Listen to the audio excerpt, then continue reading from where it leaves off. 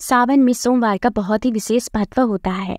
कहा जाता है कि जो भी व्यक्ति सावन सोमवार का व्रत करता है निश्चित रूप से ही उसकी मनोकामना पूर्ण होती है। लेकिन यह भी कहा जाता है कि हर व्रती को सावन सोमवार की व्रत कथा भी सुननी ही चाहिए।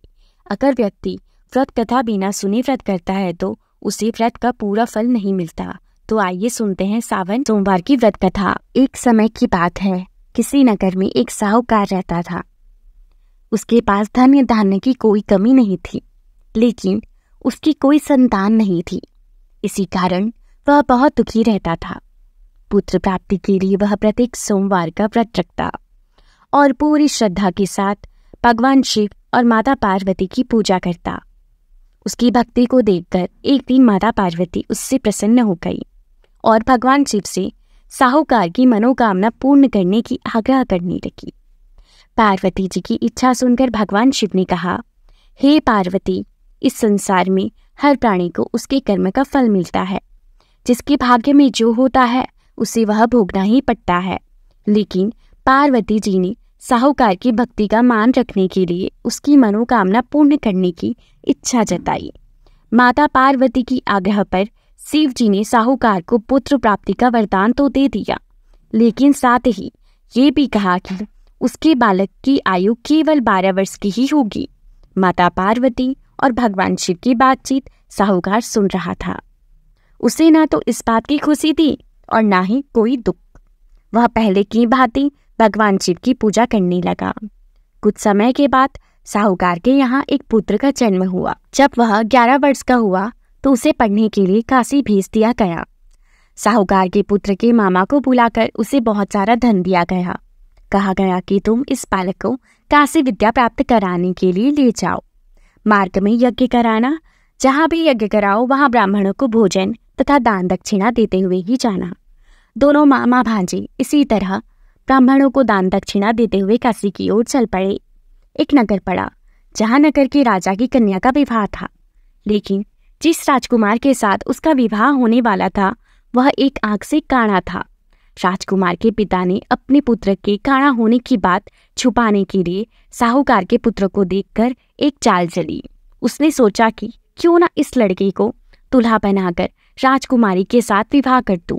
विवाह के बाद इसे धन देकर विदा कर दूंगा और राजकुमारी को अपने नगर ले आऊंगा। लड़के को दूल्हा के वस्त्र पहनाकर राजकुमारी के साथ विवाह कर दिया गया। लेकिन साहूकार का पुत्र बहुत ही ईमानदार था। उसने अवसर पाकर राजकुमारी के चुन्नी के पल्ले पर लिख दिया, तुम्हारा विवाह तो मेरे साथ हुआ है, लेकिन जिसके साथ तुम भेजी जाओगी वह एक आंख से काना है। मैं तो काशी चला पढ़ाई करने। जब राजकुमारी ने चुन्नी पर लिखी बात पढ़ी तो उसने तुरंत ही अपने माता पिता को यह बात बता दी। राजा ने अपनी पुत्री को विदा करने से मना कर दिया। दूसरी ओर साहूकार का लड़का उसके मामा के साथ काशी पहुंचा। वहां जाकर उन्होंने यज्ञ किया।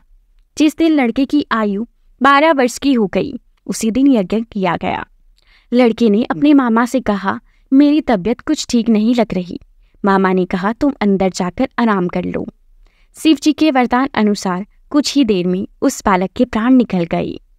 मृत भांजे को देखकर उसके मामा जोर जोर से विलाप करने लगे।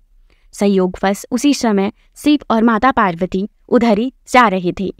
पार्वती ने भगवान शिव से कहा कि हे स्वामी, मुझे इसकी रोने की आवाज़ सहन नहीं हो रही, आप इस व्यक्ति के कष्ट को दूर करें। जब शिव जी ने मृत बालक के समीप गए तो वह बोली, यह तो वही साहूकार का पुत्र है जिसे मैंने 12 वर्ष की आयु का वरदान दिया था। अब इसकी आयु पूरी तरह समाप्त हो चुकी है।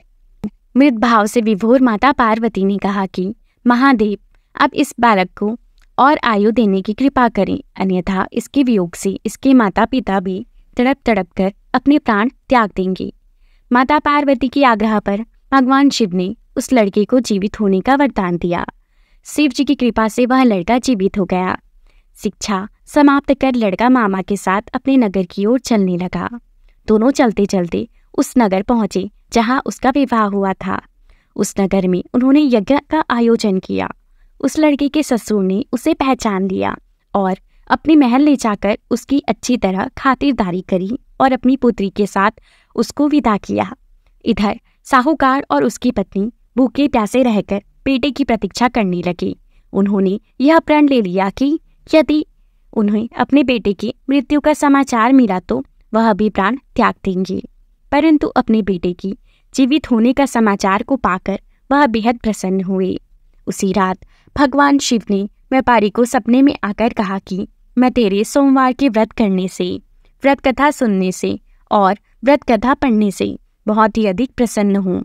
तेरे पुत्र को लंबी आयु का वरदान दिया है। उसी प्रकार जो कोई सोमवार का व्रत करता है, कथा को सुनता है और कथा को पढ़ता है, उसकी सभी दुख दूर होते हैं और भगवान शिव, माता पार्वती की कृपा उन्हें प्राप्त होती है। आप सभी को सावन के सोमवार की हार्दिक शुभकामनाएं। हर हर महादेव।